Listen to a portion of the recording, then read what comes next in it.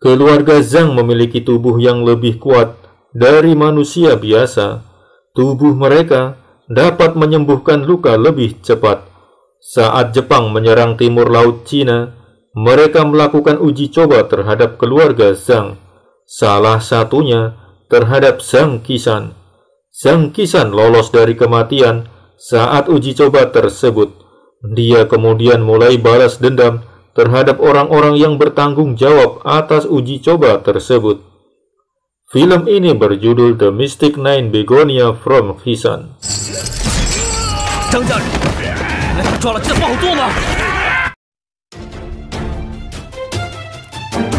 Film diawali dengan memperlihatkan sebuah terowongan. Di sana, tampak banyak para pekerja Cina sedang membuat rel kereta api. Para prajurit Jepang mengawasi mereka. Seorang prajurit memukuli pekerja hingga timbul keributan di sana. Pekerja tersebut sedang sakit, tapi tetap dipaksa untuk bekerja. Di sisi lain, Zhang Qisan menemui ayahnya yang sedang dalam tahanan. Ayahnya menyuruh Qisan untuk segera pergi, karena sebentar lagi mereka akan melakukan uji coba terhadap manusia. Ia meminta agar Qisan menjaga rahasia keluarga Zhang. Ayah Qisan kemudian dibawa pergi untuk dilakukan uji coba. Qisan melihat dari balik tembok. Melihat ayahnya tersiksa, Qisan pun mengamuk. Kekuatan Qisan ternyata sangat besar. Dia dapat menjebol tembok. Inilah kekuatan rahasia keluarga Zhang. Para penjaga berusaha untuk menahannya. Akhirnya, mereka dapat menangkap Qisan. Qisan kemudian dibawa ke laboratorium. Di tempat tersebut ternyata digunakan juga untuk melakukan uji coba pada manusia. Orang-orang Jepang ini melakukan uji coba untuk membuat prajurit yang kuat di bawah pimpinan Qianxi. Qianxi adalah orang Cina, tapi dia membantu Jepang. Keluarga Zhang mempunyai kekuatan di atas manusia biasa. Qianxi menggunakan darah keluarga Zhang untuk melakukan uji coba pada orang lain. Qianxi kemudian memaksa Qisan untuk mengeluarkan seluruh kekuatannya. Qianxi ingin melihat batas kekuatan Qisan. Beberapa tahun kemudian, Jepang meninggalkan Cina. Qisan telah menjadi seorang perwira militer. Dia pun mulai mengincar orang-orang yang dulu terlibat uji coba pada keluarga Zhang. Semua telah dia habisi, hanya tersisa Qianxi. Saat itu, Qianxi telah jadi perwira pertahanan di kota Changsha. Qisan diangkat jadi wakil Qianxi di kota Changsha. Dia diantar Cihuan menuju tempat tugasnya yang baru. Saat perjalanan di kota, dia bertemu dengan Tuan Muda Hong, yang saat itu mengejar kucingnya yang lepas. Setelah itu, Qisan menyuruh Risan pergi ke keluarga Jiang untuk menemui Wei Jun. Wei Jun adalah seorang mata-mata. Dia menyuruh Risan untuk mengambil buku besar yang berisi bukti kejahatan Qianxi. Sim kemudian berpindah di kediaman Jiang. Saat itu, Qianxi dan pasukannya datang di keluarga Jiang. Dia kemudian menghabisi keluarga Jiang dan Wei Jun. Setelah itu, dia mengambil buku besar yang berisi bukti-bukti kejahatannya. Qianxi menyuruh Sansing untuk membersihkan semuanya. Jika ada yang datang, agar dihabisi saja. Qianxi kemudian pulang ke rumah. Sampai di rumah, sudah ada Qisan dan Cihuan yang menunggunya. Mereka kemudian ngobrol. Qisan menanyakan pada Qianxi, mengapa dulu dia bekerja sama dengan orang Jepang dan melakukan uji coba pada manusia. Qianxi mengatakan atasannya sudah memaafkan apa yang dia lakukan di masa lalu. Qisan kemudian berpamitan untuk pergi. Di tempat lain, Risan sampai di kediaman keluarga Jiang. Dia melihat keluarga Jiang telah tewas semua. Tiba-tiba ada yang menyerangnya, ternyata Sansing. Mereka berdua pun bertarung. Risan terluka. Sansing kemudian akan menghabisi Risan. Saat itu, Qisan datang menyelamatkannya. Sansing melarikan diri. Qisan pun mengejarnya. Sansing masuk ke kediaman keluarga Hong. Keluarga Hong adalah keluarga penggali makam dan cukup terkenal di kota Changsha. Saat itu, sedang ada pertunjukan opera di sana. Dia meminta kepada para prajuritnya agar tak menimbulkan keributan. Hisan tak sengaja masuk ke kamar tuan muda Hong untuk memeriksa di sana. Hisan curiga Sansing bersembunyi di dalam lemari. Saat itu, tuan muda Hong datang dan menghalanginya. Mereka berdua pun sempat bertarung, tapi Hisan berhasil membuka lemari tersebut.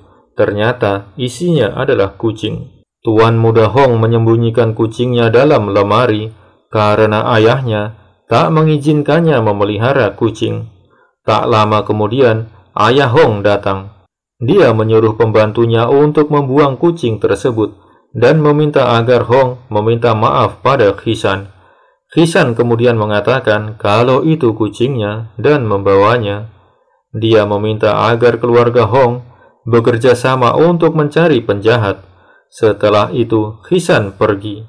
Keesokan malamnya, Hong menemui Hisan untuk meminta kucingnya kembali.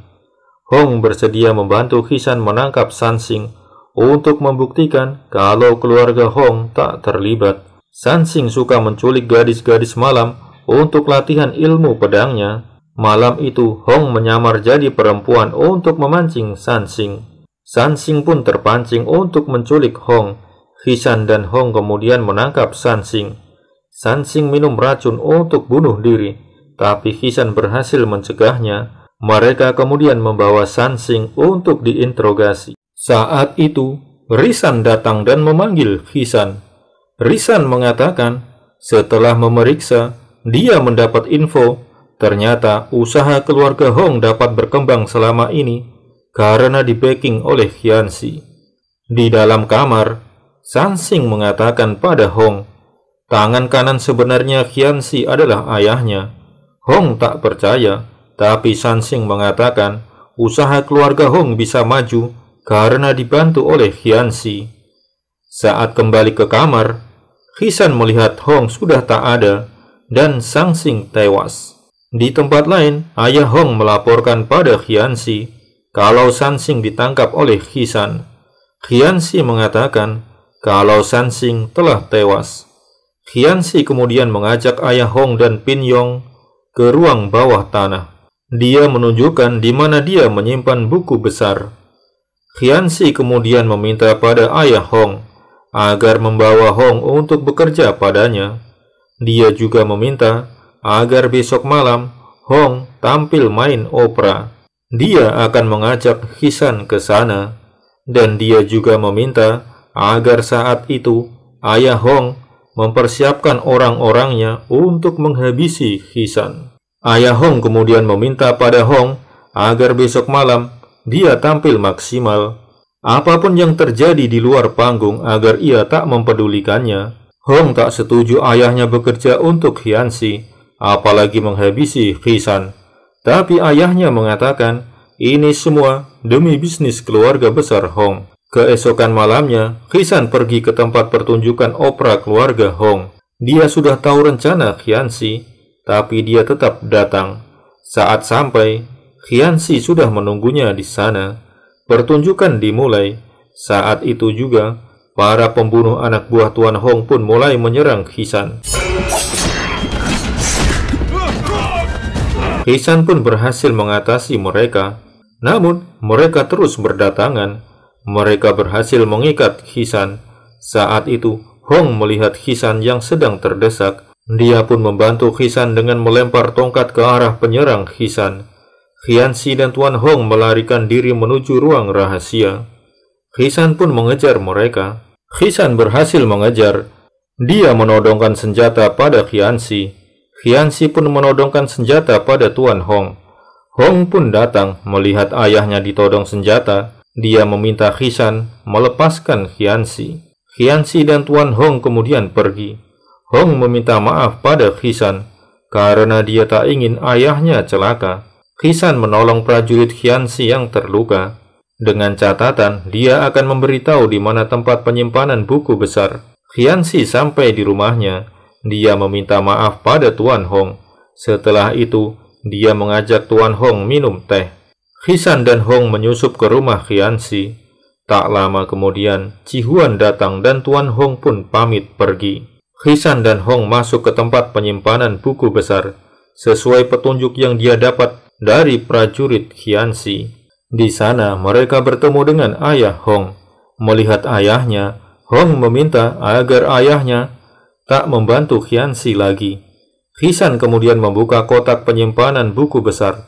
Setelah dibuka, tak ada apa-apa di sana. Tuan Hong pun terkejut karena Qianxi mengatakan di situ tempat penyimpanan buku besar. Dia pun merasa ditipu. Tiba-tiba datang mayat hidup hasil percobaan Qianxi dan langsung menyerang mereka.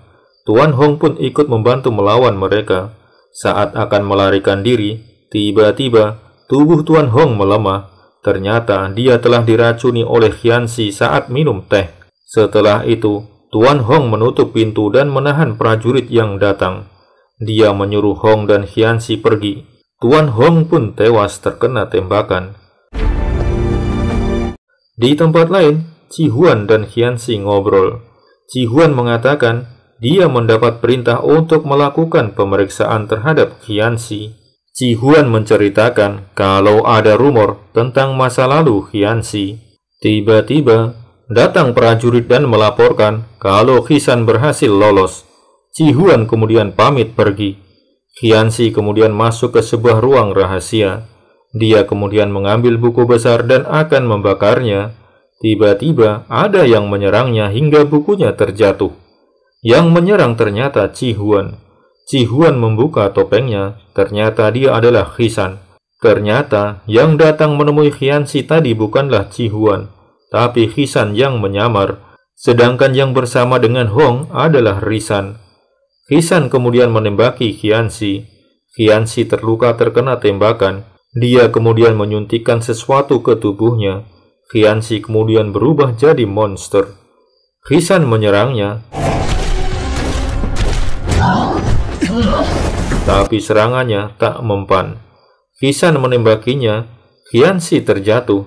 Tiba-tiba, dia bangkit lagi dan menyerang Hisan. Hisan pun terdesak.